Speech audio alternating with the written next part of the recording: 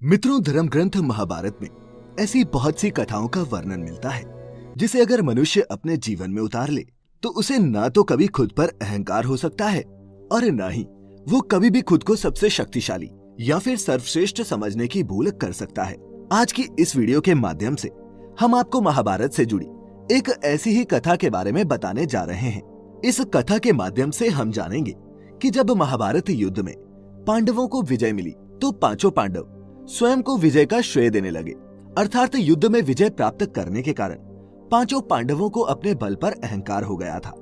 तब श्री कृष्ण ने उन लोगों का अहंकार कैसे दूर किया, यही देखेंगे आज की इस वीडियो में। नमस्कार और स्वागत है आपका द डिवाइन टेल्स पर एक बार फिर। मित्रों, स्कंद पुराण के माहेश्वर खंड के कुमारिका खंड के अनुसार ये कथा उस समय की है जब कौरव और पांडव अपनी अपनी सेनाओं सहित धर्म क्षेत्र कुरुक्षेत्र में होने वाले महाभारत युद्ध के लिए एकत्रित हो चुके थे।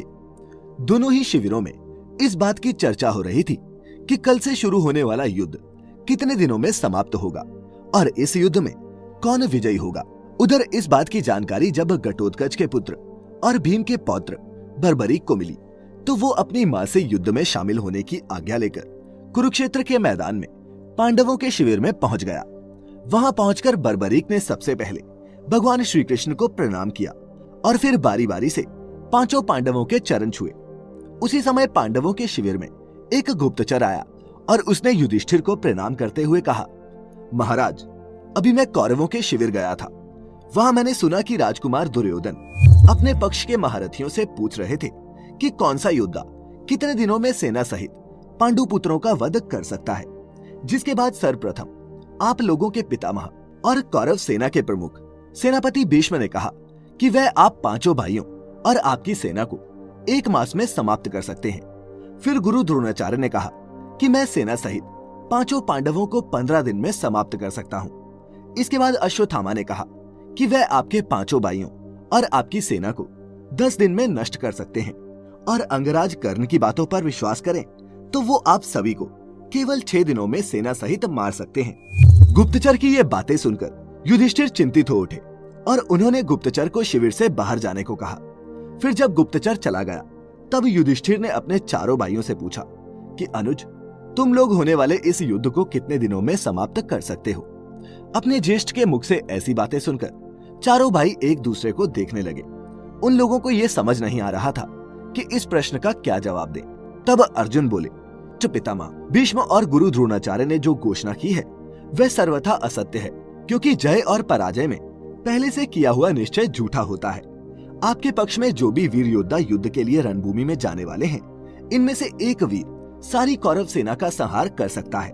हे ज्येष्ठ, हमारे पक्ष के योद्धाओं के डर से कौरव और उनकी सेना इस प्रकार भाग जाएंगे जैसे सिंह के डर से मृग भाग जाता है। बूढ़े पितामह भीष्म, वृद्ध गुरु द्रोण और कृपा तथा अश्वत्थामा से हमें क्या भय है।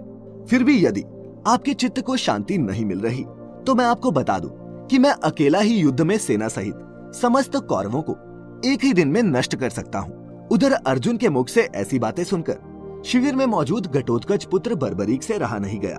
उसने अर्जुन से कहा, पितामह, अभी आपने जो कहा है वो सही नहीं है, क्योंकि मैं आपके शत्रुओं अर्थात सेना सहित समस्त कौरवों को कुछ ही पलों में नष्ट कर सकता हूँ। बर्बरीक के मुख से ऐसी बातें सुनकर शिविर में मौजूद सभी योद्धा आश्चर्यचकित हो गए। अर्जुन की आंखें लज्जा से झुक गई। तब भगवान श्री कृष्ण ने कहा, पार्थ, बर्बरीक ने अपनी शक्ति के अनुरूप ही बात कही है, क्योंकि इसके पास ऐसी शक्ति मौजूद है जो कुछ पल में ही होने वाले इस युद्ध को समाप्त कर सकती है। फिर भगवान श्री कृष्ण ने बर्बरीक से कहा, हे वत्स, भीष्म, द्रोण और कर्ण जैसे महारथियों से सुसज्जित कौरवों की सेना को तुम इतना शीघ्र परास्त कैसे कर सकते हो?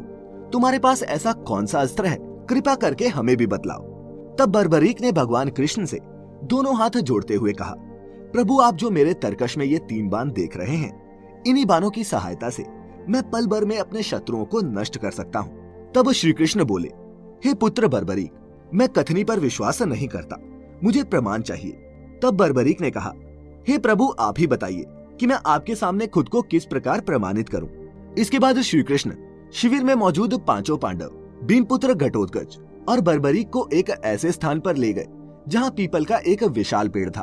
वहां पहुंचकर श्री कृष्ण ने बर्बरीक से कहा, बर्बरीक, ये पीपल का पेड़ देख रहे हो? इस पेड़ में जितने भी सूखे पत्ते लगे हुए हैं वही तुम्हारा लक्ष्य है। अगर तुमने इन 3 बाणों से इस लक्ष्य को भेद दिया तो मुझे तुम्हारी वीरता पर कोई संदेह नहीं रह जाएगा। भगवान श्री कृष्ण की बातें सुनकर बर्बरीक ने कहा, आपकी जैसी आज्ञा प्रभु। फिर उसने अपने तरकश से लक्ष्यों को चिन्हित करने के लिए एक बाण निकाला और धनुष की प्रत्यंचा पर चढ़ाकर उसे पीपल के पेड़ पर छोड़ दिया। पल भर में ही वह बाण उस पीपल के पेड़ में मौजूद सभी सूखे पत्तों को चिन्हित कर तरकश में लौट आया। उस बाण के वापस आते ही बर्बरीक ने जैसे ही उन पत्तों को काटने के लिए अपना दूसरा बाण तरकश से निकाला, उसी समय एक चिन्हित हुआ सूखा पत्ता धरती पर आकर गिर गया, जिसे भगवान श्री कृष्ण ने अपने पांव के नीचे छिपा लिया। उधर पहले की ही भांति बर्बरीक ने दूसरे बाण को धनुष की प्रत्यंचा पर चढ़ाकर पीपल के पेड़ पर छोड़ दिया। देखते ही देखते बर्बरीक के इस बाण ने पल भर में ही उन सभी पत्तों को काट दिया जिन्हें पहले बाण ने चिन्हित किया था। परंतु बर्बरीक का ये दूसरा बाण तरकश में वापस लौटने की बजाय श्री कृष्ण के पांव के पास जाकर रुक गया। ये देख बर्बरीक ने श्री कृष्ण से कहा, हे प्रभु, आपने मेरे द्वारा चिन्हित पत्ते को अपने पांव के नीचे छिपा रखा है। कृपा कर अपना पांव हटा लीजिए, क्योंकि मेरे ये बाण अपने लक्ष्य से कभी नहीं चूकते। बर्बरीक की ये बातें सुनकर भगवान श्री कृष्ण मुस्कुराए और फिर उन्होंने बर्बरीक से कहा, पुत्र बर्बरीक, ये प्रमाणित हो गया कि तुम पल भर में ही इस युद्ध को समाप्त कर सकते हो, किंतु अब तुम्हारा जीवित रहना धर्म के अनुकूल नहीं है। ये सुन घटोत्कच सहित 5 पांडव हैरान रह गए। फिर युधिष्ठिर सहित सभी पांडव श्री कृष्ण के समीप आए और उनसे बोले, हे वासुदेव, आप ये क्या कह रहे हैं? ये तो हमारे लिए अच्छी बात है कि बर्बरीक हमारे पक्ष से युद्ध में भाग लेगा। तब श्री कृष्ण बोले, आप लोगों को जैसा दिख रहा है वो सत्य नहीं है। अर्जुन बोला, तो फिर सत्य क्या है वासुदेव? तब भगवान ने जवाब दिया, आप लोगों को सारी सच्चाई बर्बरीक ही बताएगा। फिर श्री कृष्ण के कहे अनुसार बर्बरीक ने सच बताते हुए कहा, पितामह, प्रभु श्री कृष्ण सही कह रहे हैं, क्योंकि मैंने अपनी माता को वचन दे रखा है कि जो भी पक्ष इस युद्ध में निर्बल होगा मैं उस पक्ष से युद्ध करूंगा। ये सुन भीम ने कहा, हे वासुदेव, शक्ति की गणना के अनुसार तो इस युद्ध में हमारा ही पक्ष निर्बल है, फिर आप ऐसा क्यों कह रहे हैं? तब श्री कृष्ण भीम से बोले, हे मजले भैया, शुरुआत में आपका पुत्र बर्बरीक तो आपके पक्ष में होगा, लेकिन अगले ही पल जब कौरवों का नाश हो जाएगा तो ये आपके विरुद्ध खड़ा हो जाएगा और कौरवों की तरह आप सभी का भी विनाश कर देगा। भगवान श्री कृष्ण के मुख से ऐसी बातें सुनकर बर्बरीक ने उसी क्षण उनके चरण पकड़ लिए और कहा, हे प्रभु, अब आप ही बताइए मैं क्या करूं? तब श्री कृष्ण ने बर्बरीक को अपना शीशदान अर्थात प्राणदान देने को कहा।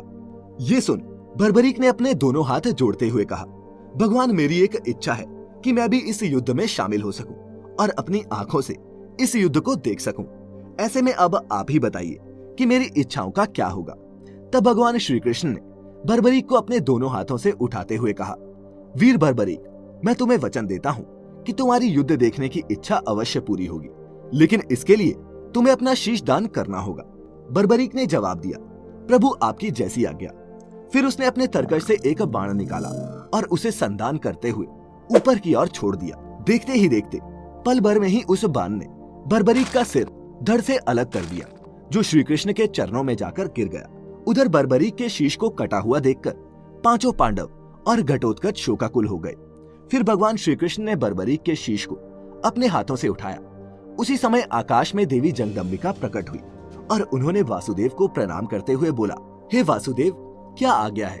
तब श्री कृष्ण ने कहा, हे देवी, बर्बरीक के शरीर को अमृत से सींचने की कृपा कीजिए, ताकि वीर बर्बरीक का ये शरीर अजर अमर हो जाए। भगवान का आदेश पाते ही देवी ने उस कटे हुए शीश को अमृत से सींचकर अजर अमर कर दिया और स्वयं अंतर्ध्यान हो गई।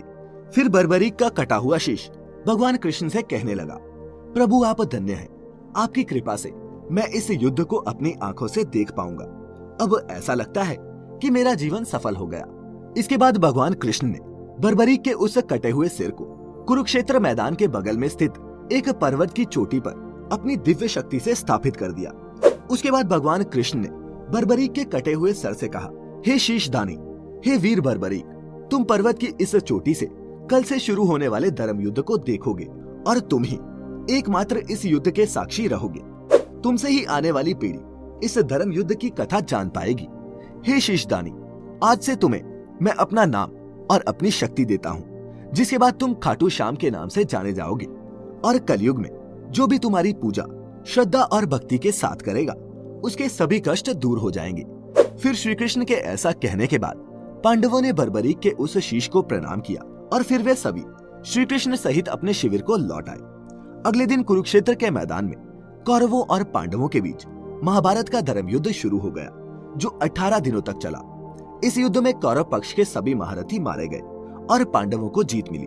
लेकिन मित्रों, अगर आप ये जानना चाहते हैं कि इन 18 दिनों में किस दिन क्या हुआ, तो इसके लिए आप हमारी एक दूसरी वीडियो देख सकते हैं, जिसमें हमने विस्तार से महाभारत के युद्ध के घटनाक्रमों का वर्णन किया है। महाभारत युद्ध के 18वें दिन भीम के हाथों जब दुर्योधन का वध हो गया, तब पांचों पांडव श्री कृष्ण के साथ अपने शिविर में लौट आए और फिर कुछ दिनों बाद पांचों पांडव युद्ध में मिली जीत का श्रेय स्वयं को देने लगे। एक ने कहा कि उसने युद्ध का संचालन धर्मपूर्वक किया, इसीलिए उन सभी को युद्ध में जीत मिली। तो किसी ने कहा कि अगर वह पितामह भीष्म को बाणों की शैया पर नहीं लिटाता तो उन्हें महाभारत के युद्ध में जीत मिलना असंभव था। अभी पांचों भाइयों के बीच ये बहस चल ही रही थी कि श्री कृष्ण उस कक्ष में जा पहुंचे और उन सभी से बोले, किस बात को लेकर आप लोगों में बहस छिड़ी हुई है। इसके बाद फिर सभी ने वही बात दोहराई, जिसे सुन श्री कृष्ण मुस्कुराने लगे। तब युधिष्ठिर ने पूछा, हे वासुदेव, आप ही बताइए कि इस युद्ध में जीत का श्रेय किसे जाता है। तब श्री कृष्ण युधिष्ठिर से बोले, भैया, इसका जवाब तो वही दे सकता है जिसने इस युद्ध की सभी घटनाओं को अपनी आंखों से देखा है और वही इस युद्ध का एकमात्र साक्षी भी है।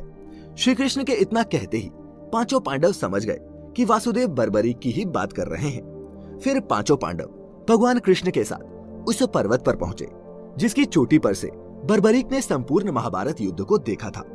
वहां पहुंचने पर बर्बरीक ने श्री कृष्ण और पांचों पांडवों को सादर प्रणाम किया और फिर श्री कृष्ण से पूछा, भगवान, आप यहाँ किस उद्देश्य से आए हैं। तब श्री कृष्ण ने कहा, वीर बर्बरीक, तुम्हारे पांचों पितामह स्वयं को इस युद्ध में जीत का श्रेय दे रहे थे, लेकिन वास्तविकता क्या है ये केवल तुम ही इन्हें बता सकते हो। तब बर्बरीक ने कहा, पितामह, आप लोग किस आधार पर खुद को इस युद्ध में मिली विजय का श्रेय दे रहे हैं, जबकि सत्य तो ये है कि आप सभी किसी से लड़े ही नहीं। वास्तव में तो युद्ध मेरे प्रभु श्री कृष्ण कर रहे थे। उन्होंने ही ये युद्ध लड़ा जिसमें ये खुद ही जीते भी और खुद ही हारे भी। बर्बरीक की बातें सुनकर पांचों पांडवों का सर लज्जा से झुक गया। फिर युधिष्ठिर श्री कृष्ण से बोले, वासुदेव, हमें क्षमा कर दें, हम सभी को अपने अपने बल का अभिमान हो गया था। अब हम जान गए हैं कि इस युद्ध में जो भी हुआ वो आपकी मर्जी से हुआ। इसके बाद वे सभी अपने महल को लौट आए। इसीलिए कहा जाता है मित्रों कि मनुष्य को कभी भी किसी भी चीज का अभिमान नहीं करना चाहिए, क्योंकि हम तो सिर्फ एक कठपुतली हैं उस परम परमेश्वर परमात्मा के हाथों। तो उम्मीद करता हूँ मित्रों कि आपको खाटू श्याम जी की ये कथा पसंद आई होगी। अगर पसंद आई हो तो इसे ज्यादा से ज्यादा लाइक और शेयर करें। साथ ही ऐसी और भी पौराणिक कथाओं के लिए अभी सब्सक्राइब करें the Divine Tales YouTube channel. और अगर आप हमारी कोई वीडियो मिस नहीं करना चाहते तो उस घंटी के निशान पर दबाकर नोटिफिकेशंस भी ऑन कर लें। फिलहाल आज की वीडियो में इतना ही। अब हमें इजाजत दें। आपका बहुत बहुत शुक्रिया।